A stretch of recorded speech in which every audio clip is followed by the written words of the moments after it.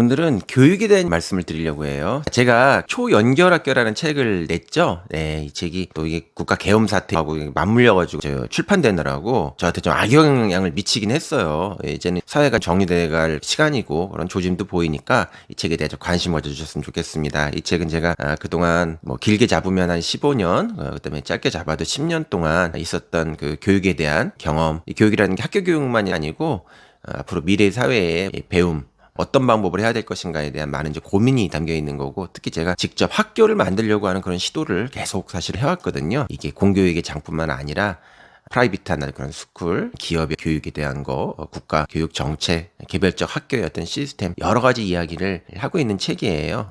제가 이 책을 이제 낸 저자이기도 하고 하니까 이 교육에 관련된 강의나 글 같은 청탁들이 좀 있거든요. 제가 4월 달에 공교롭게도 그 두 군데에 비슷한 주제로 청탁을 받았어요. 하나는 롯데백화점에서 나오는 그 에비뉴얼이라는 잡지가 있더라고요. 그리고 또 하나는 서울문화재단에서 원고 청탁을 받았는데, 이 공교롭게 주제가 비슷했어요. 이게 뭐냐면 이 디지털 교육에 대한, 그리 긴 글은 아니었지만 그래서 그 얘기를 좀 드리려고 합니다. 마침 보니까 그 이주호 교육부 장관이 국회 교육위원회에 나와서 디지털 교과서, AI 교과서라고 교육부에서는 지금 부르는데, 그 교과서 도입에 대한 질문을 집중적으로 받으면서 굉장히 진땀을 흘리는 그런 장면을 봤어요. 자, 제가 이제 그걸 보면서 무슨 생각을 했냐면, 이런 방식의 교육 정책, 그다음에 이런 식의 교육부 장관이 지금 하고 있는 일, 잘못하면 기업들의 교육산업 이익을 대변하는 브로커가 될 수도 있겠구나, 이런 생각을 좀 했습니다. 굉장히 지금 아주 교육계 큰 이슈이거든요. 또 엄청나게 큰 자원이 여기 들어가고 있거든요. 그래서 이와 관련해 가지고 제가 이번에 쓴 롯데 백화점의 그 에비뉴얼 썼던 그 글을 좀 제가 좀 약간 중심으로 해서 그걸 읽어드리면서 이런 디지털 텍스트에 대한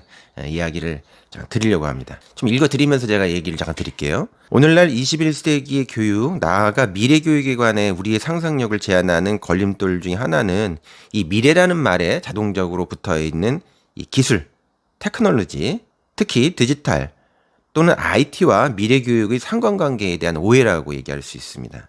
미래 교육, 미래 학교라는 단어에서 가장 먼저 떠올리는 이 디지털 혁신이라는 것이 반드시 이 미래 교육에 있어서의 선결 과제이거나 목표가 아닐 뿐더러 교육 환경 구성에 이것이 꼭 전제가 되는 것은 아니라는 것입니다. 꼭 IT가 있어야 교육을 하는 거 아니라는 거예요, 사실은. 교육의 궁극적 목표는 인간의 성장과 능력 개발, 자기 실현을 위한 계기를 제공하는 것입니다. 또 교육은 사회의 지속 가능성을 모색하는 가장 중요한 사회적 기술이자 제도라고 할 수 있습니다. 디지털 혁신에 앞서 나간 대한민국이 디지털 혁신이라고 하는 사회적 인프라 구축에 성공했다고 해서 디지털 도구와 디지털 교육의 관계에 관한 복합적인 성찰이 없이 스마트 교실, 이거는 문재인 정부 때 추진했던 거거든요. 마찬가지예요. 문재인 정부나 이명박 정부나 무슨 기술과 미래, 기술과 삶과 하는 그것에 대해서 가지고 있는 우리의 오래된 자동적 사고, 성찰 없는 이데올로기하고 관련이 되기 때문에 어느 정부에서나 성찰 없이 이것이 추구됐던 것은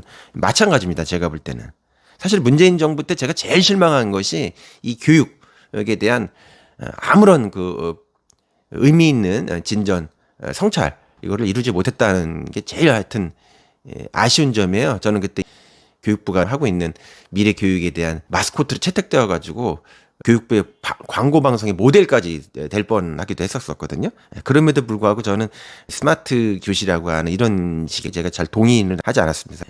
디지털 도구와 디지털 교육에 관한 복합적 성찰, 이것은 별개라는 거죠. 디지털 환경에 갖춰지는 것하고 디지털을 이용해가지고 교육하고 학습하는 것은 별개의 문제라는 거예요. 반면 유럽의 많은 국가와 학교와 같은 공공교육 현장에서 IT 기기들을 지금 매우 제한적으로 사용하거나 엄격하게 배제하는 룰을 만들어가고 있다는 사실을 여러분들이 아시는지 잘 모르겠어요. 이것은 이 산업의 원천이라고 할 수 있는 미국도 지금 마찬가지예요.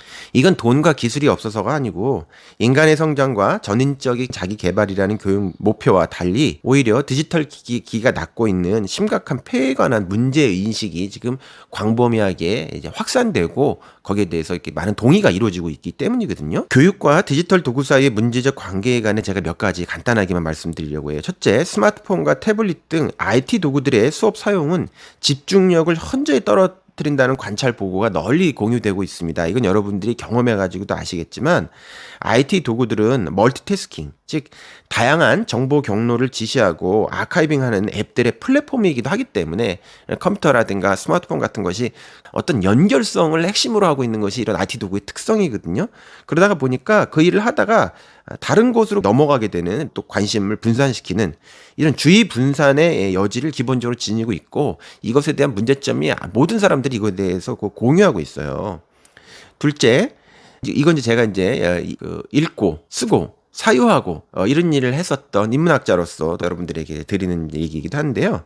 디지털 텍스트는 아날로그적 물성을 지닌 그런 종이책 텍스트에 비해서 이 문해력, 지금 굉장히 유행하고 있는 말인데, 이 문해력에 대한 피상성이 상대적으로 매우 높아요. 이 종이책의 행간을 뚫고 들어가며 사색하던 인간의 시선은 웹 또는 디지털 표면에서는 인간의 시선이 튕겨나가거나 미끄러진다고 표현하고 싶어요. 어떤 텍스트를 읽는다라고 하는 건 정보 중심의 텍스트가 있고, 그 다음에 깊이 있는 생각을 해야만 되는 해석적 텍스트가 있거든요. 사색해야 되는 텍스트. 근데 이제 우리가 정보 중심의 텍스트, 이런 디지털 텍스트를 통해 가지고 읽는 것이 별 문제가 없을 수 있어요. 뭐 신문의 기사를 우리가 본다라든가 뭐 이게 굉장히 간단한 거, 그런 거 있잖아요. 근데 학습이라고 하는 것은 그런 어떤 정보를 단순히 읽는 것이 아니라 그것을 분석하고 해석하는 굉장히 적극적인 행위이거든요. 이런 행위에 디지털 이 표면이라고 하는 것이 과연 유용한가, 효과적인가, 이런 문제를 우리가 생각해 볼 수가 있죠. 그래서 이 문학 텍스트라든가 철학 텍스트 이런 거 있잖아요. 이게 깊이 있는 사고를 하기가 어렵습니다. 시선과 디지털 표면이 가지고 있는 그런 성격 자체가. 게다가 디지털 표면의 특성상, 디지털 표면이라고 하는 건 스크롤 바를 내리면서 쭉 이렇게 훑어내리게 되잖아요. 우리가 깊이 있고 진득하게 그것을 관조하고 사색하는 그런 거를 하기가 굉장히 어려워요. 이 도구의 성격 자체가. 셋째, 종이 텍스트의 읽기는 교육적 공간 안에 있는 교육의 주체, 즉 학습자와 학습을 도와주는 교사 혹은 자녀나 부모 사이의 상호 대화를 촉진하고 관계의 친밀성을 강화해요. 서로 읽으면서 읽은 것에 대해서 대화할 수 있고 상호 피드백도 가능하고 뭐 이런 거 하기가 굉장히 쉬운데, 그거에 비해서 디지털 텍스트나 플랫폼을 활용한 읽기는 학습자와 학습자를 도와주는 그 주변 사람들과의 상호의 대화의 협력을 지극히 기능적으로 만들거나 피상적으로 만들 가능성이 되게 많아요. 그리고 넷째, 기기나 검색 의존성이 커짐에 따라서 학습자 스스로의 기억 능력과 이해력이 현저히 떨어지게 되는 어떤 경향을 갖게 된다라고 하는 것이죠. 그러니까 디지털 환경이라고 하는 것들이 우리 일상 속에서 존재한다라고 하는 것, 그걸 활용하는 것은 적극적으로 이용해야 되겠죠. 그러나 우리가 학습을 한다라고 하는 건 디지털적으로 학습하는 게 아니에요. 학습이라고 하는 건 우리의 머리를 굴려야 되는 이런 능동적인 주체성이 요구되는 것이기 때문에 이 능동적 주체성을 증진시키는 데 어떤 텍스트, 어떤 방법이 좋은 거냐라고 하는 논의가 충분히 이루어져야 되는 것이지, 그러니까 디지털의 활용과 디지털적인 학습이라고 하는 것이 과연 있는가, 이런 거는 굉장히 별개의 문제라는 말씀이에요. 그래서 제가 쓴 이 초연결 학교에서 사람들이 오해를 하시는데, 이 초연결 학교에서 연결이라고 하는 게 디지털 초연결을 얘기하는 것이 아니에요. 이거는 우리의 그 학습, 우리의 배움이라고 하는 것이 나의 삶의 실질적인 성장, 실천적인 지혜, 실천적인 알무로 세상과 연결시키고, 또 그 연결을 통해서 삶을 좋은 방식으로 우리가 변화시킬 수 있는지, 그런 의미이지 디지털 도구의 그런 연결과는 이 책이 아무 상관이 없어요. 그래서 이 책의 마지막에 보게 되면은 생각하는 미래로서의 학교 공간, 교실의 공간에 대한 4개의 모델을 얘기하는 부분이 있거든요. 그 부분에 대한 걸 잠깐 좀 읽어드릴게요. 자, 문학책을 읽는 보르헤스의 아날로그적인 도서관. 보르헤스는 굉장히 유명한 작가죠. 한강의 시라버 시간의 맨 앞에 보르헤스가 쓴 문장, 우리 사이에 칼이 있었다, 이런 문장으로 책이 시작되기도 하는데 유명한 작가입니다. 제가 이 책의 마지막에 내가 생각하는 미래의 교실이 뭐냐라고 하는 걸 얘기할 때 그 보르헤스 꿈꿨던 도서관, 그가 앉아있는 도서관, 그런 제목을 붙여봤습니다. 저는 종이책으로 가득 찬 보르헤스의 아날로그 도서관을 떠올립니다. 그곳은 시집과 소설책이 무한대로 채워져 있는 공간입니다. 그곳에서는 IT 기기가 작동하지 않습니다. 전자책도 없습니다. 대신 아주 천천히 종이책 넘기는 소리와 사각사각 연필로 노트하는 소리가 여백의 공간을 가로지릅니다. 종이책을 읽는 열람자들의 시선은 차분합니다. 소설을 읽는 그들의 눈동자는 자기 나름의 논리적 확신으로 빛나며 총명한 눈빛으로 한 문장과 다음 문장을 꼼꼼히 읽어나갑니다. 그들은 디지털 이미지를 읽듯이 스킵하지 않으며 스크롤을 쭉 내리지 않습니다. 그들은 한 장 한 장 넘기는 책장에 닿은 손가락의 지문을 통해서 그 책을 쓴 작가를 느낍니다. 추상적 기호로 된 문자 언어가 만들어낸 사건과 개념들을 자신들의 적극적 상상력과 이해력으로 채워나갑니다. 무슨 말씀이냐면 문자는 추상으로 되어 있기 때문에 이미지를 보는 것과 달리 능동적으로 머리를 이렇게 굴려야 된다는 거예요. 그게 바로 사실 주체적인 학습인 거죠. 진짜 배움이 일어나는 건 그렇게 일어나는 거거든요. 시집을 읽으면서 그들은 문자와 문자 사이 행간에 머뭅니다. 행과 행, 연과 연, 단어의 모호한 메타포와 닿을 때에는 그곳에 더 오래 머뭅니다. 그리고 때로는 시인의 호흡을 쫓아갑니다. 열람자들은 침묵에 머물기도 하고 묵상을 하기도 합니다. 우리 디지털 텍스트는 이렇게 길게 관조하고 사색하는 시간을 갖지 못하게 하거든요. 독자들은 자기 시점이 아니라 주인공의 시점으로, 자기 목소리가 아니라 화자의 목소리로, 하나의 시점이 아니라 등장인물들의 다중 시점으로 들리지 않는 내면의 무의식을 화자와 주인공의 삶의 맥락 속에 자신을 이입하며 글을 읽어 나갑니다.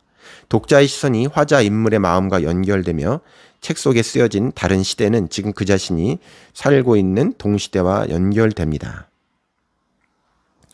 맥락화, 문제중심 사고, 공감하는 힘, 생각의 추상화와 구체화, 상상력과 창조성, 사물세계의 거대한 연결성에 대한 인지 감각, 예측 불가능성과 만나는 힘, 삶의 신비와 조우하는 경험, 미적 숭고함, 세계, 지구, 시민적 감수성, 시대정신, 메타인지, 불안을 컨트롤하는 마음 챙김, 자기와의 내적 대화, 한 주제를 둘러싼 다원적 대화, 불안의 시대를 온전하게 살게 하는 수용력, 느린 시간을 사는 경험, 감정지능, 인공지능과 다른 인간 고유의 철학적 질문과 인문적 감수성이 모두 이 도서관에서 생산됩니다. 보레스의 종이책 도서관의 문학 서간은 충만하고 온전한 아날로그적 감각, 인지력이야말로 미래에 가장 고귀하고 희귀하게 될 인간 역량을 위한 최고의 학습 공간인 것입니다.